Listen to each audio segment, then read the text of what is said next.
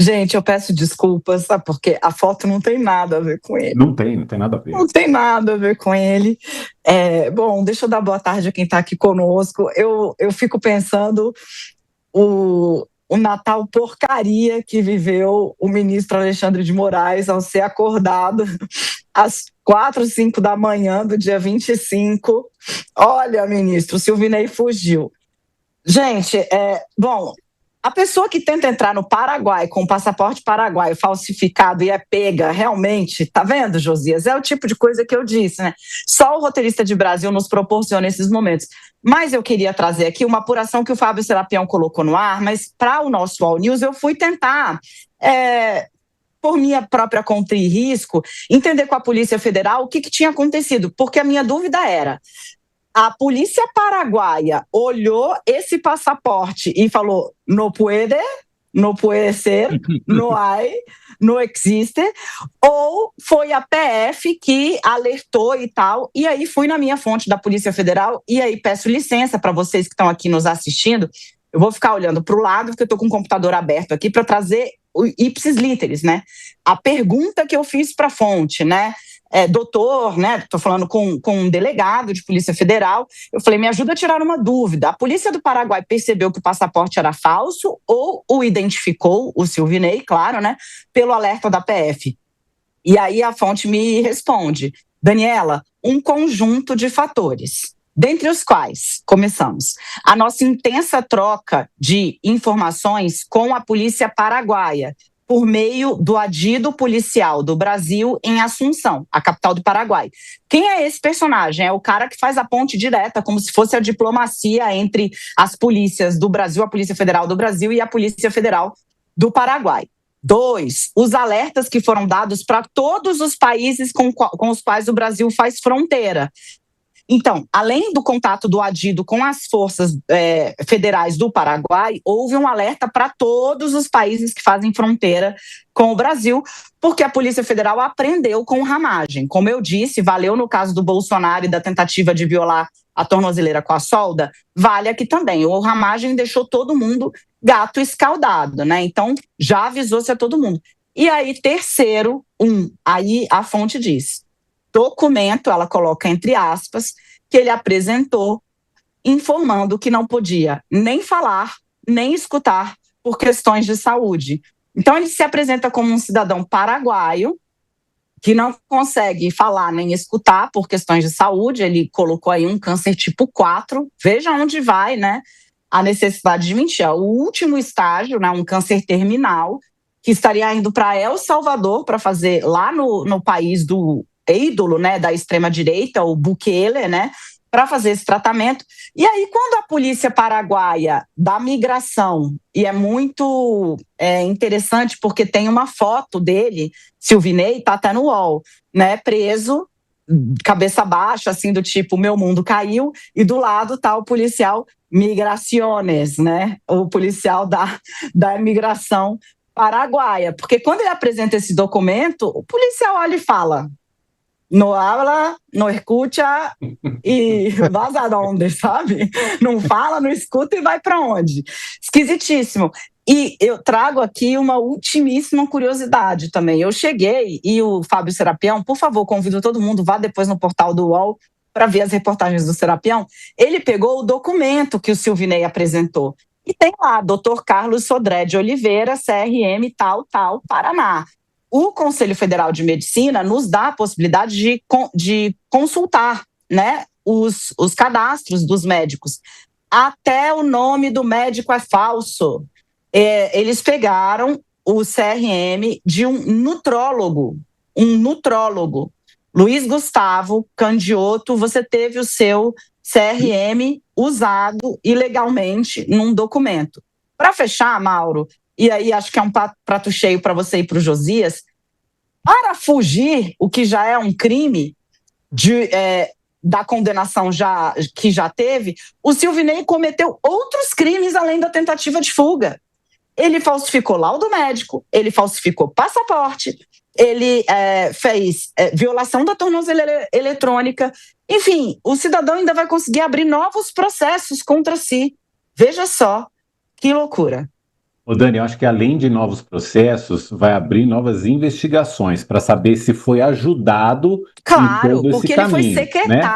ele foi secretário na região sul, salvo Uhum. engano, de Jorginho Melo, do governador Jorginho Melo de Santa Catarina. Ele chegou a ganhar abrigo mesmo ali, já investigado. Então é preciso entender se houve alguma autoridade que colaborou, porque conseguir um passaporte verdadeiro, mas que você tente falsificar para entrar no país, não é exatamente fácil, né? Eu, sinceramente, só em filme. Quem é que ajudou com esse passaporte? Quem é que alugou o carro? Se foi ele mesmo ou se está no nome de alguma outra pessoa, porque esse carro era alugado. Acho até que é preciso saber também se houve alguma falha de monitoramento da própria polícia, porque, vamos lá, a primeira, né, quando cai o sinal do GPS da tornozeleira eletrônica, é às 3 da manhã do dia 25. A Polícia Penal só vai aparecer na casa dele às 8 da noite. É muito tempo, né? À 1 da tarde já tinha dado um outro sinal que aí caiu completamente qualquer transmissão da tornozeleira. E ainda assim, só às 8 da noite a Polícia Penal apareceu por lá. Houve alguma falha? É bom que a gente saiba disso também. No caso, quando teve o episódio da tornozeleira do ex-presidente Jair Bolsonaro, foi quase que imediata a presença dos técnicos da Polícia Penal lá do Distrito Federal que foram à casa dele. Foi muito pequeno o intervalo de tempo entre a tornozeleira dar algum sinal de adulteração e a equipe chegar lá. Nesse caso, gente, de 3 da manhã até 8 da noite, é muito tempo para a polícia aparecer quando você está cuidando de alguém que faz parte de um grupo que tem outras pessoas que ou já fugiram do país ou que já tentaram fugir. Josias. Falta a esse enredo da fuga do Silvinei Vasque um lote de boas explicações, né? Alguém precisa esclarecer como um condenado a mais de 26 anos de cadeia, supostamente monitorado por tornozeleira, conseguiu se deslocar de Santa Catarina até o Paraguai sem ser importunado, né? O Paraguai livrou o Brasil de um vexame ao interceptar lá o chefe da Polícia Rodoviária Federal da gestão do Bolsonaro, quando ele tentava embarcar para El Salvador. E foi por um triz, né? E no despacho em que decretou a prisão preventiva do Silvinei, o Alexandre de Moraes como que cronometrou esse fiasco. Ele anotou, como você realçou, Mauro, que na madrugada de 25 de dezembro, por volta de 3 horas, a tornozeleira do Silvinei parou de transmitir o sinal de GPS, que é o dispositivo que permite a localização do personagem. Às 13 horas, pifou também o sinal de GPRS, que é a tecnologia que mantém esse equipamento conectado em rede com a central de monitoramento. Aí a Polícia Penal Catarinense só se deu por achada às 20 horas. Enviou uma equipe ao apartamento do Silvinei, que já não estava, evidentemente, no local. A superintendência da Polícia Federal em Santa Catarina só foi acionada às 11 horas da noite, 23 horas. Também enviou agentes ao apartamento do Silvinei, aí foi checar o sistema de câmeras do prédio e verificou que o Silvinei foi visto pela última vez na véspera, 24 de dezembro, na garagem, entrou e saiu do carro, botou cachorro, mercadoria, e a última vez que ele foi visto foi às 19 horas e 22, e só voltaria a ser observado lá no aeroporto de Assunção, tentando embarcar para El Salvador, com um passaporte paraguaio falso, fazendo-se passar por surdo, mudo e canceroso. Então, o Brasil oficial parece um país alternativo. Nesse país, autoridades se comportam como se não devessem nada ao Brasil de verdade, muito menos explicações. Então, como diz o próprio Alexandre de Moraes, a fuga constitui o modus operandi do bolsonarismo. Sem tornozeleira fugiram Alexandre Ramagem, a Carla Zambelli. Antes deles, mais de 60 encrencados no 8 de janeiro escaparam para o exterior quando estavam sob hipotético monitoramento, exatamente como agora. Então alguém precisa explicar para que serve, afinal, esse sistema de tornozeleiras. Algo que exige uma investigação. Isso custa dinheiro do contribuinte. Então não dá para ficar assim como se nada tivesse acontecido, até porque não é a primeira vez. Já aconteceu muitas vezes e não se pode tratar esse sistema, as tornozeleiras, não pode ser tratadas como uma coisa que funciona de repente, depois não funciona mais. No caso do Bolsonaro, funcionou, a polícia chegou rapidamente à casa dele, mas há 6 dezenas de casos em que o negócio não funcionou. Agora se repete com o Silvinei. Então, de fato, é preciso que alguém explique o que aconteceu, muito detidamente, e claramente aqui algo de anormal, de muito anormal, aconteceu. Porque foram mais de 20 horas entre a detecção do primeiro problema, o primeiro piripaque lá na tornozeleira do Silvinei e a chegada da Polícia Federal ao apartamento dele. Então, normal não foi, Mauro, você tem toda a razão. Isso aqui pede uma boa investigação. E eu estou curioso também para saber o que aconteceu com o cachorro. É verdade. Pode ter deixado em algum lugar, né? Onde foi parar o cachorro?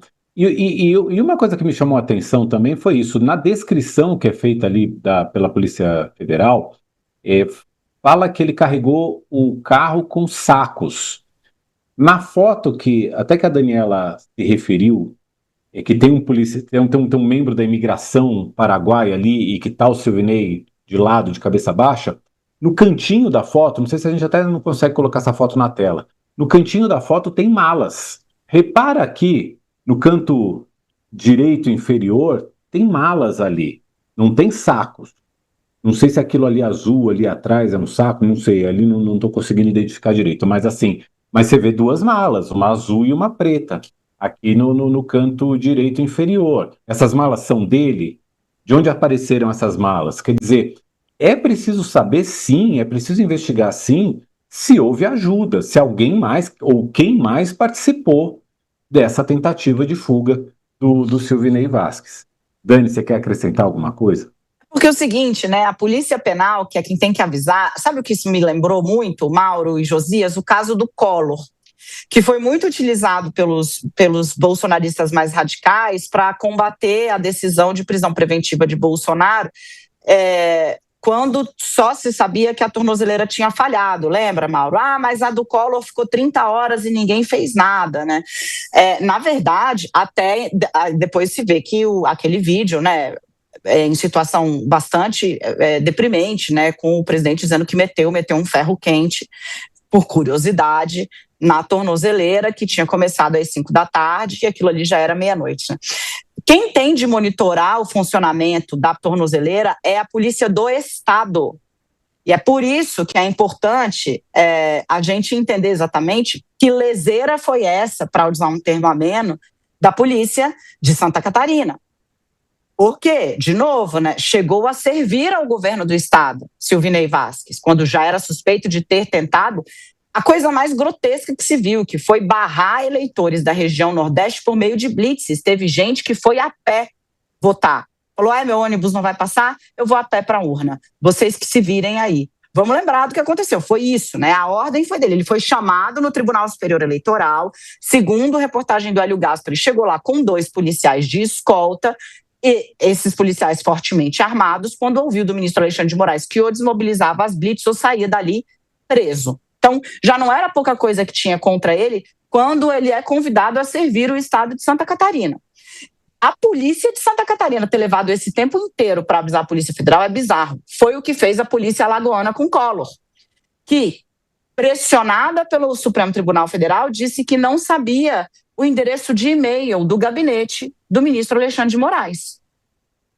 Então, assim, são questões esdrúxulas que colocam o sistema de vigilância penal de um estado inteiro, que se diz um estado seguro. É seguro para quem? Para aqueles que, uma vez foram próximos ao governador? Não é, porque este é condenado a mais de 20 anos de cadeia. Goste-se ou não, foi a decisão do Supremo Tribunal Federal, né? Para ele não foi seguro. É um condenado por crimes graves, atentado à democracia, tentou violar o direito ao voto de nordestinos em dezenas de cidades, né?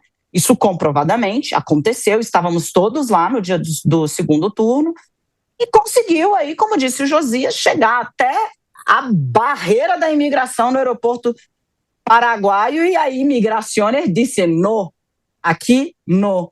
Então, assim, fomos salvos mesmo, Josias. O Brasil foi salvo pela polícia paraguaia de um novo vexame no caso de Silvinei Vasquez. Eu acho que devemos isso à polícia.